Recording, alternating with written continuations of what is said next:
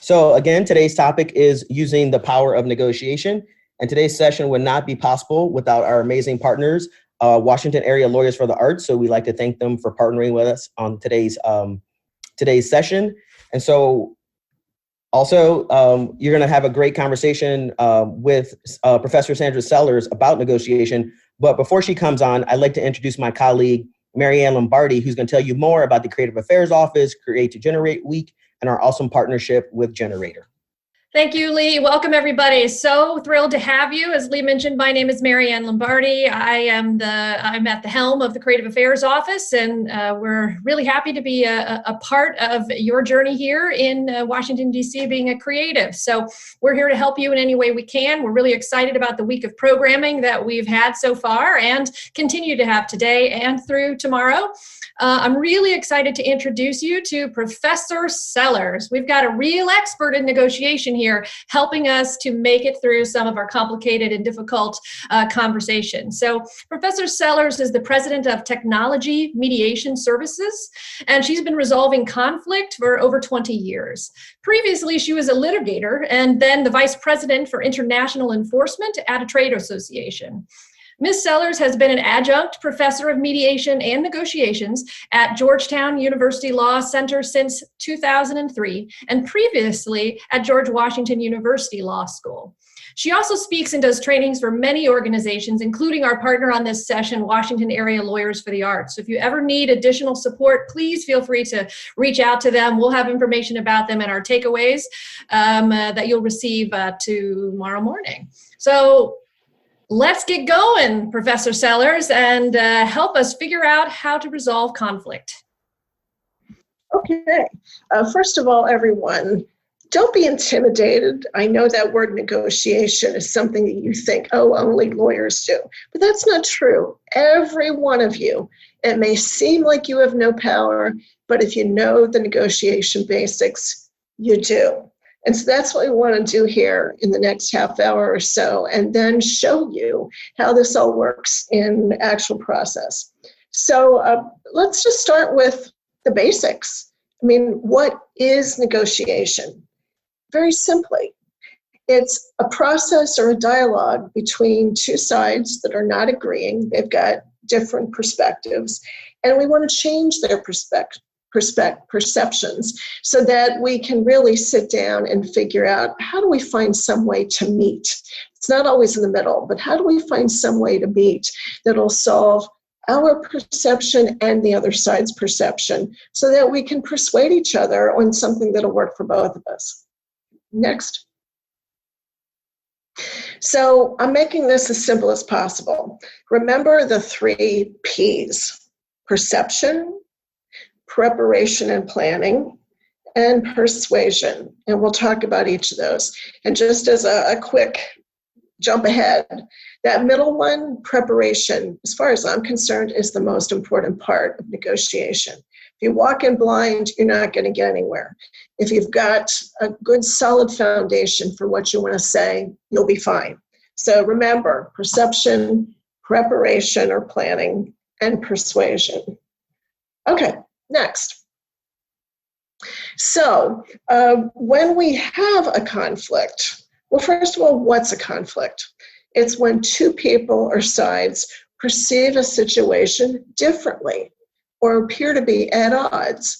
So what we need to do first is know, so what's the other side thinking? We have to have a sense of not us, but both, because we're not going to be able to persuade the other side unless we know what they're thinking. So how do we go about doing that? Next. How do we figure that out? Generally speaking, we need to be able to put ourselves in their shoes. The first thing we're going to do is, of course, run through what's important to us. We'll get to that in a second. But we also need to figure out what's important to the other side. So if we put ourselves in their shoes, we think first of all is, so what topics do we need to discuss? What are those issues that will come up? And issues are topics that we've got to address. They're the things that if we don't address them, we're never going to get to persuade the other side and get to an end agreement. So issues are the topics that we need to talk about and lay out options in order to be able to come up with something that both sides will accept. So first thing, the topics. Next, we need to look at, so what's important to both sides? What interests? And interest is one of those negotiation terms of art, but I'm going to continue to use it here because it's a nice short form. But so what interests will come up? So what issue, and then what's important about it? What are the interests? So, and the interesting thing about interests is that, of course, we'll both have some, and some may be very particular once we can figure out and be able to start talking about. But we need to figure those out so we can figure out how do we accommodate them. And that's where we go to next. We need to identify that problem. Okay, we figured out what are the issues, and now what's important to us, what's important to the other side. And when we've meshed that together, then we can identify the problem and any subparts that need to be addressed. Then there's a way to kind of keep this, let's say, track of the issues and interests. That often what I do, and hopefully you can too, is just put together a very simple template that will identify the issues and then correspondingly look at, so what are the interests for both sides about that issue? Next. So the template, as I said, is very easy. As we've said, identify the issues and then make note of what's your interests, and then correspondingly, so what's going on with the other side? And remember, at the moment, we're just still thinking in advance. We have our perception of what's going on with the other side. We're trying to develop that. And that's why this template is useful, because often what happens is that you're just bent on what are your interests. You haven't really even thought about the other sides. You know what yours are, and you want to go in and tell the other side, here's what's important to me, and here's how you want to go ahead and see my point of view so that you can do what I want you to do. But that's not really the way we do it, because that's negotiating with one hand behind your back. As I've said, you've got to figure out put yourself in the other side's shoes. Figure out what's important to them for each of these issues. And when you've got your template with those columns side by side, then you can mesh them together and figure out, all right, so what do we do about that? And at the very bottom, I've got possible options. We're going to come up with things that ultimately, hopefully, will reach an agreement. But we have to, again, keep an eye on the ball here. And even the possible options are things we have to generate for both sides to see what will satisfy them and how do we pull it together into an agreement. But I've got another box on here, which is equally important. So what if the negotiations fail? What if we've attempted to do something and it doesn't work? So negotiation will be over, and then what are our next steps? And that's important going in, because we have to figure out, if it's not working, what else can we do? And really put some serious thought into, do I have options? Do I have alternatives? And if you do, great, we've got them in front of you on this template, which is your foundation for going forward into the negotiation. So, okay, that's how do we figure out the perceptions? What are the other side's perceptions compared to ours? Okay, next. But as I said at the beginning, I really think the most important part of negotiation is the preparation you do. You now have a sense in mind of, okay, so what's important to the other side corresponding to what's important to me?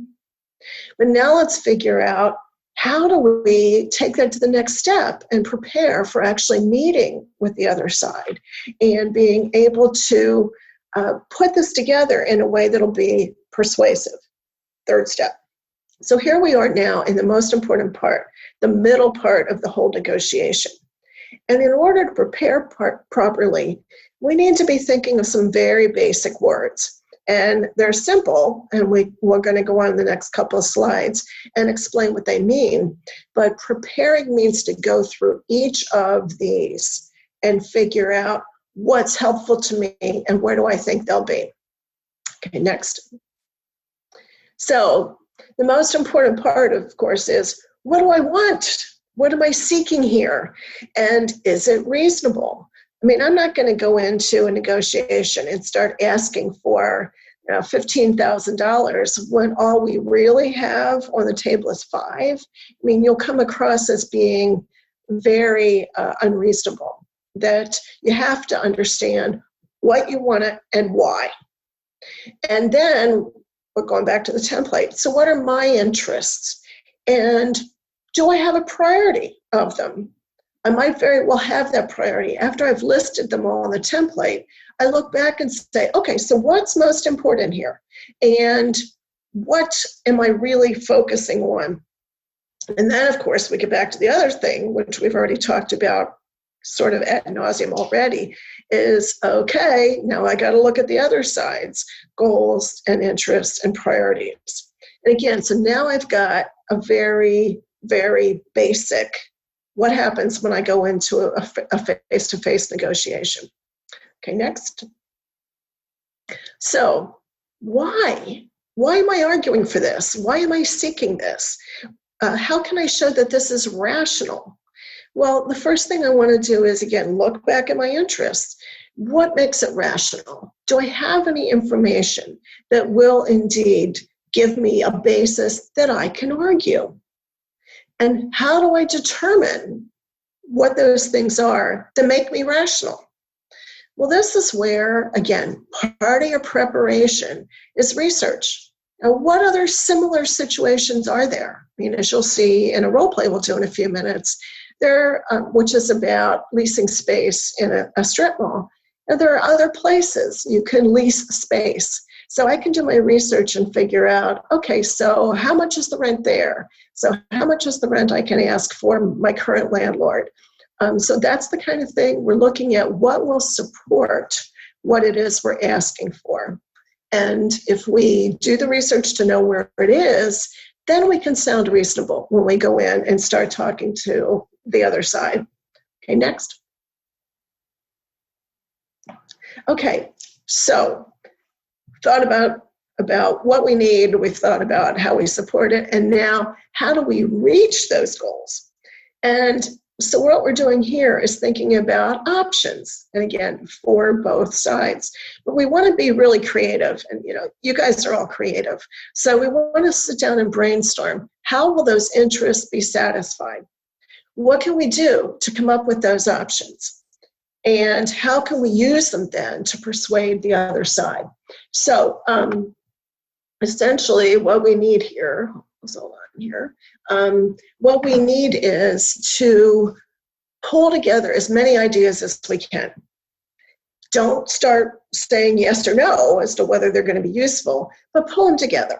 And so if you go back to your template, one of the things on it was, what are options that we can consider? Okay, next. So we've looked at options, we've looked at knowing in the back of our mind, what are alternatives? And with that all in mind, now we need to make some decisions. Should we settle? And again, knowing our alternatives, if we don't agree, what are we going to do? So we have to know that going in, and we have to recognize that based on information generated in the negotiation, we might need to alter that a bit.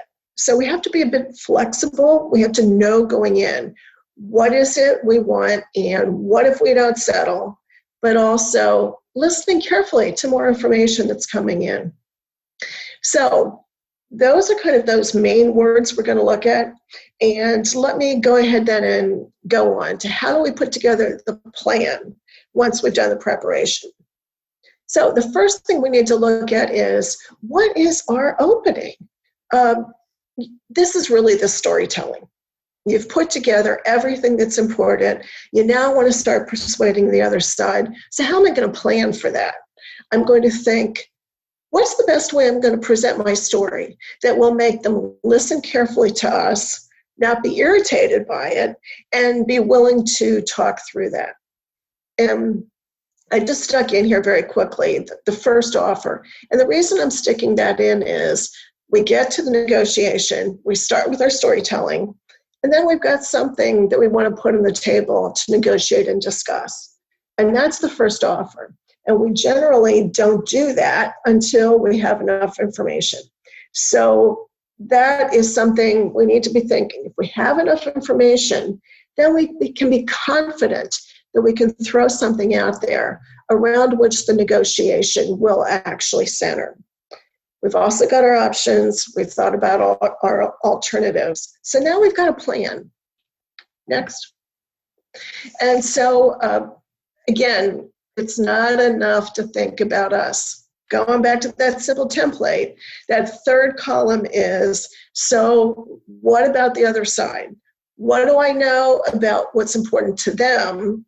What needs to be accommodated? And do they have alternatives? And once I've kind of put that big picture together, then I'm ready to go into the actual negotiation. Next. So now we're into part 3. Remember, we did perception, figuring out what's important to the other side, then the planning, and now we're getting into the persuasion. We've got all that down. So, but we have to have a strategy. Thinking back again to what is it we ultimately want? What is it that we need? And so we got to look at that as to how do we start to be able to moving in that direction? And I've told you about the opening a little bit. I think what we need to do here then is put together the story. What's going to sound good to the other side that will make them open their ears and really listen? And again, story has to be supported by rationale. We've talked also about your first offer. That's if you have enough information. You've told your story. You've made it very clear that it's rational. You did your research and got this information. And so here's what I want.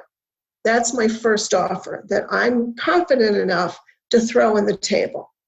And again, that's the anchor around which your entire negotiation will go. So of course, it's got to have a rationale. Now, interestingly, if you don't have enough information, I mean, you've done your research to the best of your ability, and you don't have enough information, then what do?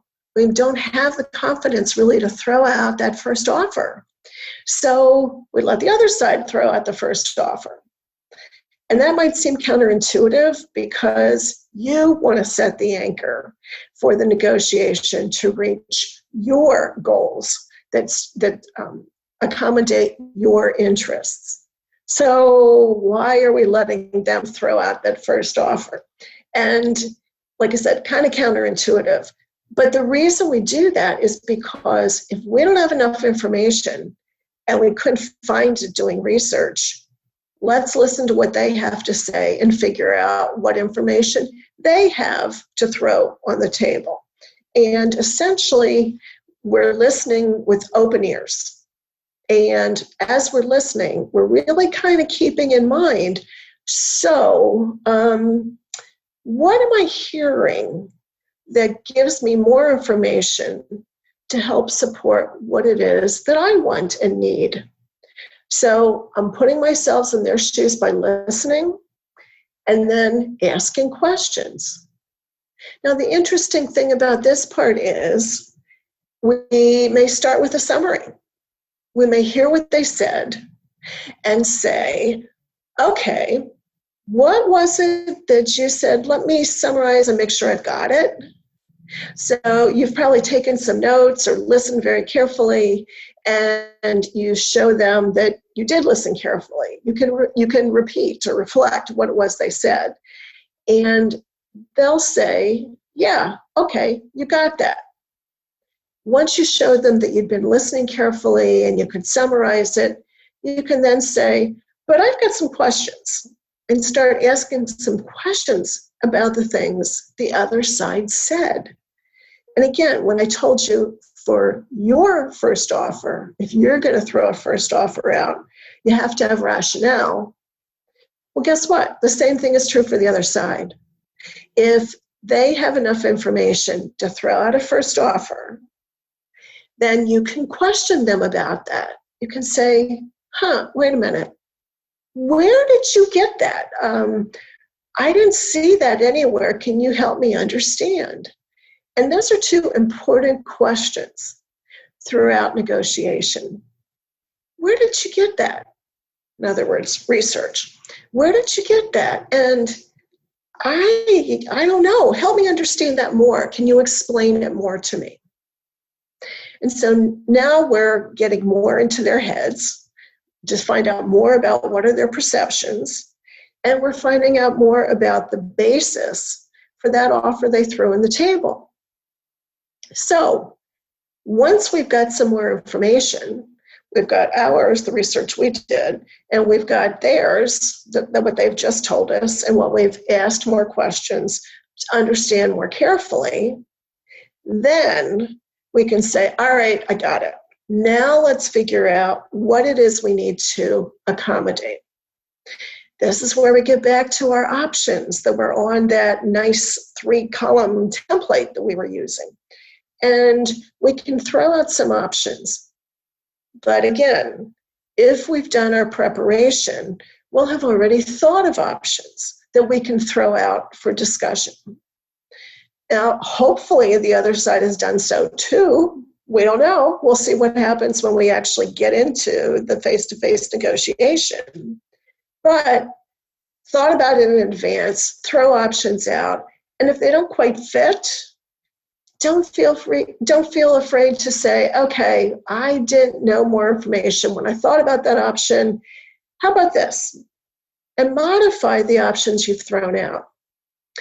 And remember, what we're doing here is brainstorming as many options as possible so that we can look at them without saying, can't do that. We need to be able to be thinking more broadly, again, getting back to brainstorm as many options as you can. So we need to be looking at them and saying, let's go back to that template and our interests. And does this option help satisfy that interest? And we kind of keep going back and forth. We've got that template really as the foundation for what we're doing going into negotiation. So that's how we keep our feet on the ground, come up with options, and realize that there are more options that can indeed be generated if we go back to that template and look and see what was important to us, the interests, and what's important to the other side, what are their interests. So that's what we're doing at this point in time. And hopefully we've come up with enough options that we can go back to those interests and see if we've accommodated them, and then we put them into an agreement. And in most situations that you're probably going to be working in, I'm guessing it'll be a relatively simple agreement. But again, don't be intimidated. You don't need lawyers to be drafting a 10-page agreement concerning 1 or 2 issues that you've identified that indeed need to be accommodated. So don't be intimidated. You can put an agreement together that is really just bullet points.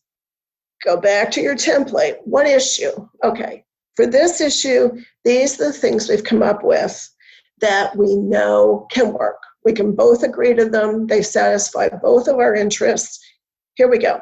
And you do that for each issue and then look back at it, because essentially what we're doing is making sure we've covered everything. We have an understanding that both of us know what we're going to do and how we're then going to be able to execute it. And so that's what we're doing in essence. We can go on and we can try to put more into it if we need to, and we'll see that in our role play in a couple of minutes too. But so that's what we're doing to get from the process.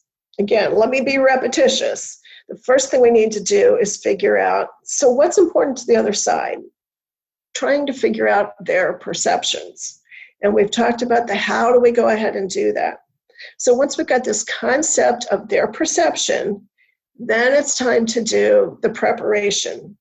And as I said, that's the most important part. We do research, we look at similar situations, we put together enough information to be able to open and support our stance in the negotiation. And then finally, face to face, here we are now in the negotiation. And that's where we need to use the planning and preparation we've done to be able to persuade the other side that we've got options that'll meet both of our needs. So, I mean, that's it. That's a 3-credit course in negotiation. And hopefully that itself will be able to get you through it. Okay. So now what we want to do is to give you a short role play that will hopefully identify these various things that I've laid out for you. So let me first introduce our people. And Lynn, do you have video that you can put on? And where are you?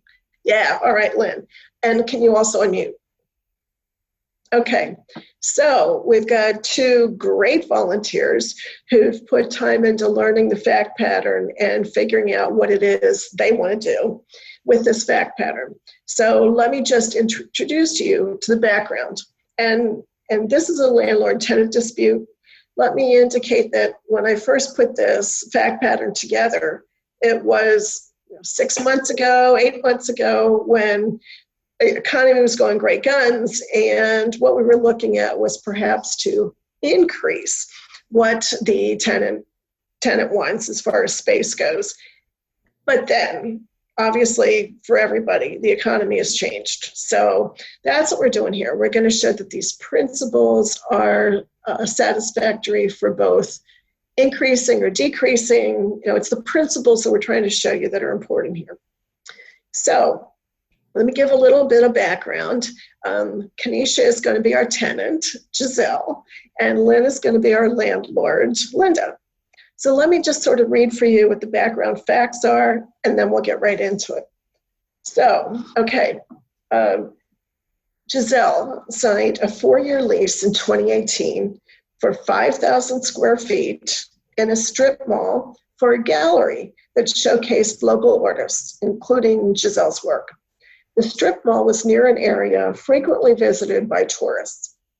Because Giselle was just starting her business, and as a personal favor to Giselle's dad, Linda cut Giselle a break and agreed to a very low flat rate, substantially below market value, and a percentage clause lease in which Giselle paid 7.5% of her gross sales.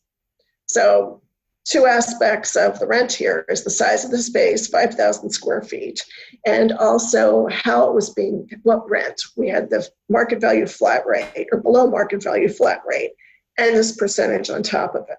So Giselle's business had been growing very quickly, and she needed more space, about 2,000 square feet more space than her current 5,000 square feet. She needed to change those lease terms to a fixed rate because with that percentage, the 7.5%, that percentage was really strangling her business. Remember, it was based on gross sales. So Giselle wanted to discuss with Linda about changing the terms of the lease. Then, as we all know, the novel coronavirus hit, and Giselle's gallery was shut down for 3 months. Now, Giselle wants to renegotiate for a smaller space. Instead of increasing from 5 to 7, we now want to drop from 5 to 3,000 to 4,000 square feet. And she can move more business online and maybe also get to, or to keep the 5,000 square feet at a lower rent at a fixed rate. Get rid of that percentage stuff. So Giselle told Linda that there was space across the street in another strip mall for which Giselle had been offered a reasonable fixed rent. And Giselle has now threatened to move there. So now we've got Giselle and Linda together to negotiate this. Go ahead, ladies. Thank you. Thank you. So, hi, Ms. Linda. Thank you so much for meeting with me today. I'm happy to talk to you about some key things that we've been discussing over the past few days, and I'm happy to hopefully come to some sort of middle ground, something so that we both can get to a good place for my business and for your business as well. Okay, what's going on? Okay, so as you know, I've had the pleasure of being under lease with you for the past 2 years, and I know myself and my dad, thank you so much for your opportunity that you have lended to us for this gallery space for these wonderful artists in this city. And they get to use this space all the time. And so it's been a great, big 5,000 square foot space. It's just been great. The tourist attraction has been wonderful. And even before this pandemic hit, my business was surging. I was getting so much. And I was actually coming to you for wanting more space, maybe about 2,000 square feet of more space. And then we know that this pandemic hit. And it's been really hard. And my business has been so strained. And instead of increasing the spaces, I have two options on the table for me that makes more sense for my business at this point. It would be to either decrease my square footage to 3,000 square feet of space and keep the percentage of sales rate at about 7.5%. Or to keep it at the 5,000 square feet footage for the space that I'm currently renting for the gallery with no percentage of sales at all, just at a fixed rate, because that 7.5 percentage clause that's in the lease currently is just really causing a strain because it's so fluctuating. I don't know how much I'm going to be shelling out each month. And especially with this pandemic, I'm not getting that surge in sales anymore. It's just really causing a strain. And so I just hope that we can really talk today to really come to some sort of common ground, if not even middle ground, on what we could possibly do to benefit both of us. Wow. Okay, Giselle, let's go back a little bit. Now, the only reason that we are in this agreement is because your father is a good friend of mine. There is no way that anybody in their right mind would rent their property below market value. But I was willing to do that and go into this agreement, and I was good with it. The percentage amount was in place to balance out my loss because of, renting below market value. So the percentage was put in place to balance that out, which seemed like a fair deal for both sides. We could have done an annual lease. In fact, I know that your father wanted to do a 4-year lease, but I suggested an annual lease so that when things come up, we could make adjustments. But that was not the case.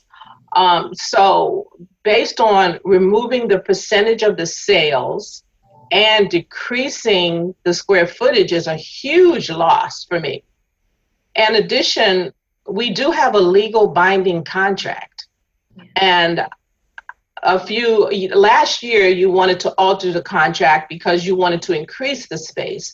This year you want to alter the contract because you wanted to decrease the space. So just reminding you that we do have a contract in place.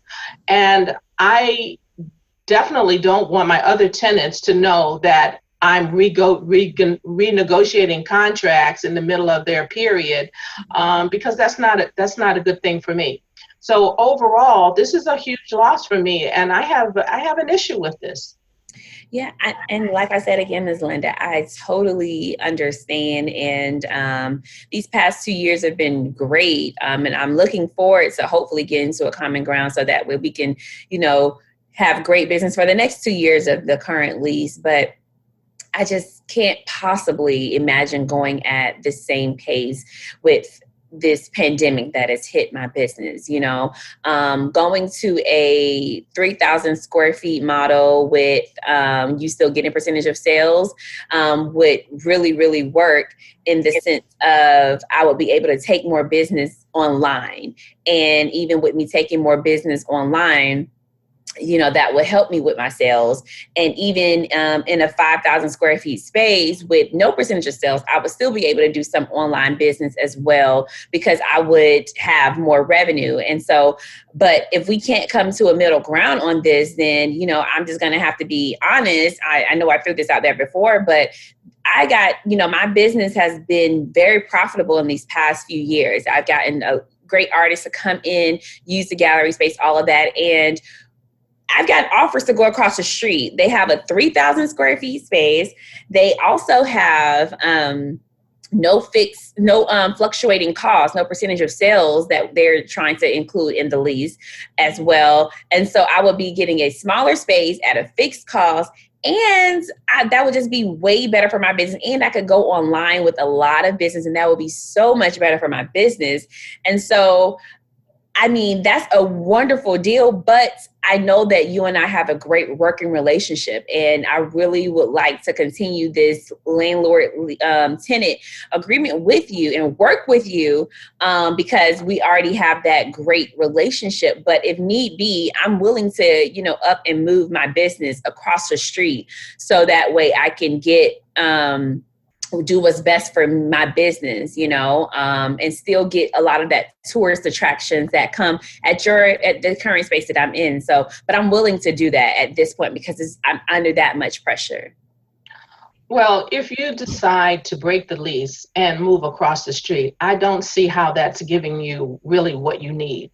We're talking about the coronavirus and this overall pandemic that's affecting everyone. So by moving 100 feet across the street, it's not going to change your situation that much. In addition, you'll have to pay a down payment, first month's rent, second month's rent. You'll have to pay attorney costs with creating a new contract. So I don't see how the circumstances of moving across the street and the cost of moving is going to affect your situation that much.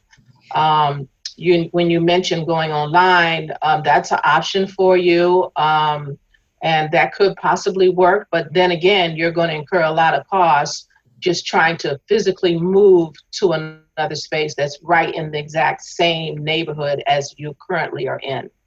Yeah, you're right, but I will incur those costs on the front end, and the back end I will still be able to pick up. And because I'm at a fixed rate in a smaller space, so it was lower cost overhead for me. So I'd be willing to take that jump because it will work out on the back end more so for me. But like I said, I really want to negotiate these things with you here, but that's something that I'm willing to do. And because if we can't come to an agreement here today to either keep me at 5,000, I'll even be willing to throw in, if you keep me at 5,000 at a fixed rate, or the 3,000 go down to 3,000 square foot, keeping the percentage of sales at 7.5%. Or I'm even willing to do a 4,000 square footage, going down to that, and with no percentage of sales, but go to maybe market value. I'm even willing to do that, because if we can't do that, then I'm going to have to break my lease, and then you would just end up, if you had to sue me, then I would just file bankruptcy, honestly, because it's a lot on me right now. And I can't take it another month. I'm going to go out of business. And you don't want to lose a tenant, in your strip mall, for this gallery space. You don't want to lose a tenant. So, but I'm under that much pressure. I understand. Everybody's dealing with a lot right now. Now, maybe we can work with this. I would be open to the flat market rate value. Okay. The square footage would stay the same,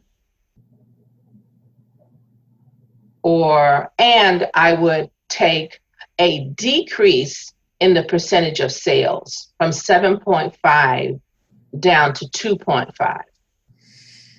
I can't. Which is a significant reduction. I know a significant reduction, but that fluctuating percentage of sales, that's just not going to work for me. So either like my thing is it either 5,000 square footage with no percentage of sales and at the same cost that I'm currently paying at 5,000 square feet, because it still would be, a lot. Or I'm willing to do market value at 4,000 square footage and with no percent of sales included in the clause. Because if we do market value, you're getting your rents, fully if we do the 4,000. So I'm willing to do that, but no percentage of sales at the 4,000. But I can't do what you just offered. Okay, so then what if we did, you mentioned we could do a flat rate of market value at 5,000 square foot. How would that work? I can't do the market value for 5,000. That's going to be too much on my business. So I'm really going to have to stick with the 4,000 square footage, market value, no percentage of sales, or I'm going to have to break my lease. Okay, well then I could probably work with you on the 4,000 because right now people are still renting spaces, but they're only renting much smaller spaces. Okay. So there's a possibility that if we do the flat rate and with no percentage of sales at 4,000 square feet, that would give me a small 1,000 square feet space that I can probably work on renting. So okay. I think that'll work. I think that'll work for us. It'll work for me. Thank you so much, Ms. Linda. Oh my gosh, this is really going to be a great help for my business. And I just want to thank you. And I'm happy to continue this lease. And make sure to tell my father that you helped me out again. I will. Yeah, you make sure you remind him of that. Thank you so much, Ms. Linda. All right. You're welcome, Giselle. I'll talk to you soon. Talk to you soon. Okay. Right. Thank you both. It was... You did exactly what a tenant and a landlord would do in this situation. I really appreciate your working on it together. So thanks, Kanisha. Thanks, Lynn. You're welcome. Thank you. Welcome. I want to sort of wrap up with some comments about what we just saw. And I think hopefully you saw what they were doing was paralleling what my slides were, because we can do it that way. And so let me give you kind of some observations and hopefully takeaways about what we just saw. I think the first thing is that there was really good storytelling, that they didn't come in making demands, which easily could have been countered by the other side, and frankly, set a terrible tone for the negotiation. I mean, you saw that Giselle came in and said, here's what I need to do. Let me tell you why. My business had been going really well, but now things are different. I need a different rate. Can we please work on this? So I think that got Linda, the landlord, to say, okay, now I get where you're coming from.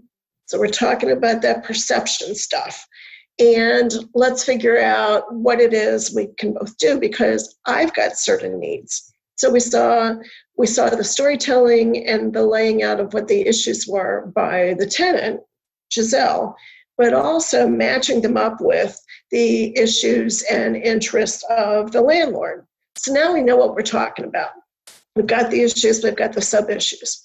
And so they started talking more about that. Here's what I can possibly do. Here's why I can't do that. And kind of went on with that. And so I think that was one thing that was very interesting though to me, was that there are tangible issues, which came out to be what rent is Giselle paying and for how much space.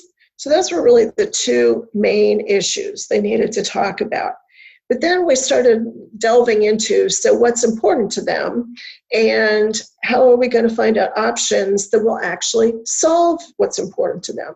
So we went into that, kind of research phase that the tenant, Giselle, had found out, hey, there's something across the street that gives me a solid rational basis for why I asked for what I asked for. And then we heard from the landlord saying, I got it, but you signed a lease and it is a binding contract. And if you don't do this, I can try to enforce the lease. I can take you to court. The tenant came back and said, I don't think you're really going to want to take this to court. And the basic reason behind that being, do you want to spend time and money in court? And what would that do to your leased space if I decide to pull out and declare bankruptcy? So in this situation, we saw that got the issues, but the intangibles were, sure, Linda could go to court, but does she want to put in the money, take the time? And what do you want? I mean, do you want a strip mall that's got empty space? That doesn't look too good either to your current clients or possible future clients. So they went back and forth kind of with some options. That doesn't quite work, but what if we do this? So you were seeing how they were laying out options and modify them in response to the information that was coming out. And then ultimately, like I said, came to an agreement concerning the amount of space and what Kenesha, what Giselle was going to pay for it. So keep that in mind, that we can look at the tangibles and we can look at the intangibles. And those intangibles really color how one of the parties is going to look at the options on the table and whether there are other alternatives. So, hopefully you can see from this scenario that the tenant who signed a lease and could be stuck with it could come back and say, I've got my alternatives. This is what I can do. At the very least, I can declare bankruptcy and let's work together. So hopefully you can understand that putting together the research, the story, and options that hopefully will be acceptable to both will give you the power to use negotiation. Awesome. Thank you. Professor Sellers, are you okay if I ask a couple of questions? Yeah, absolutely. Sure. Yeah. Thank you so much for your presentation. So that was a successful negotiation, but can you unpack what options are possible when a negotiation fails? Like, what should folks do? Well, that's where we get into alternatives if the negotiation fails. Again, research you should have done beforehand. So yeah, we look around, we figure out in this particular case, hey, there's a somewhat comparable space across the street. Let's look at that. Maybe I can use that to persuade. And so that's what you would have done in the negotiation. If it doesn't work, okay, you've got an alternative. The landlord might take you to court based on the contract you signed, but you know what else you can do going in. So negotiation fails, move across the street and wait and see, is the landlord really going to take the money and the time to sue you? And to have empty space during the pandemic, which looks horrible for the landlord and the strip mall. Awesome. I have 2 more questions, if that's okay. How do you get past the fear and navigate any power imbalance? Yeah. And that's what it looks like we've got here, that we've got a landlord who has a contract that the tenant signed, and the landlord can go into court and say, she signed the contract. And, the judge could go ahead and rule in favor of the landlord. But we heard within the negotiation that the tenant had some options, that she'd taken the time and looked for alternatives. So she may look like she doesn't have power. She signed a contract which the landlord can go in and enforce. But if the landlord really thinks it through and realizes, I'm going to have to enforce this judgment that the judge gave us, I don't really have an ability to do that if the tenant's going to declare bankruptcy. So definite power imbalance, but by thinking through the alternatives, if there's no negotiated agreement, tenant can come up with some and therefore kind of get rid of that power imbalance that there was between the landlord and the tenant. But you got to think through those alternatives before going in. Awesome. And then lastly, so Kenesha and Lynn, are very talented and their role play was excellent. And how do we practice? Like, can you recommend any websites or resources or books or tools we can use if we want to practice this at home or with a friend, also over Zoom? I think that coming up with a problem we did here, I think, was a very realistic.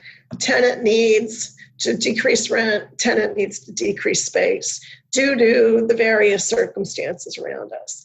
That coming up with something that's tangible in your life that is something you might want to make some changes in or find out more information, I think that's really your best bet, is look for life experiences and then work through the kind of situation we just went through, looking for that template to be able to solidify this information in your mind. First, what is it? Issues, topics, and then what is it that each of us need? Okay, hold on, everyone. Everyone's loving this. I got one more question for you. Are there any orgs that will negotiate on my behalf, or pro bono orgs if I'm having difficulty in a situation, or? Not so much negotiate on your behalf, but who can give you help. Like, as one of your co-sponsors, the Washington Area Lawyers for the Arts has a list of lawyers who knows the kinds of issues that come up in the creative community and can really sit down with you and help you think through the stuff that we put in our template. So definitely go to them, and Walla will help match you up with lawyers who knows the stuff and can help you. Okay, that was all the questions. So on behalf of the Creative Affairs Office, I'd like to thank you, Professor Sellers, for spending this morning with us and helping us getting more comfortable with negotiation. And yeah, I don't know if there's anything else you want to say, or you're. No, good luck, everyone. Hopefully this will be helpful. Thank you, thank you. Just a couple of things before we end. Just 1 second. All right, technology. All right, so before we close out, I would just like to thank everyone for attending this morning's session using the power of negotiation. I would like to thank the Creative Affairs Office, our Associate Director, Mary Ann Lombardi, Kanisha Range, and Lynn Taylor, who were the awesome folks in the simulation. I would like to thank our programming partners, WALA, the Washington Association. I would like to thank WALA. I don't want to get the acronym wrong. And last but certainly not least, I'd like to thank Professor Sellers for spending time with again this morning and giving us useful tools. We'll be recapping some of these things that you learned today in a takeaway, so look for that in an email. And also we'll be sending out tomorrow morning the link to this video, so you'll have access to that as well. Before you head out here, also remember that we do have one-on-one consultations. So if you go back to our Splash That page and scroll down to one-on-one consultations, you can get support around everything from legal to financing to accounting issues. You can also sign up for a session about starting an e-commerce business. So please take advantage of that resource. So tomorrow is our last day of Create to Generate Week. So we hope you will join us for a very inspiring conversation, pivot to inspiration, creating in the times of crisis. So I consider myself to be a creative, and I know at times I've struggled to figure out how to be creative during these times. And so we're going to be having a discussion about how to find motivation, how to rely on community, and what we can do to navigate during this time. So we hope we'll see you tomorrow bright and early at 11 a.m. Take care.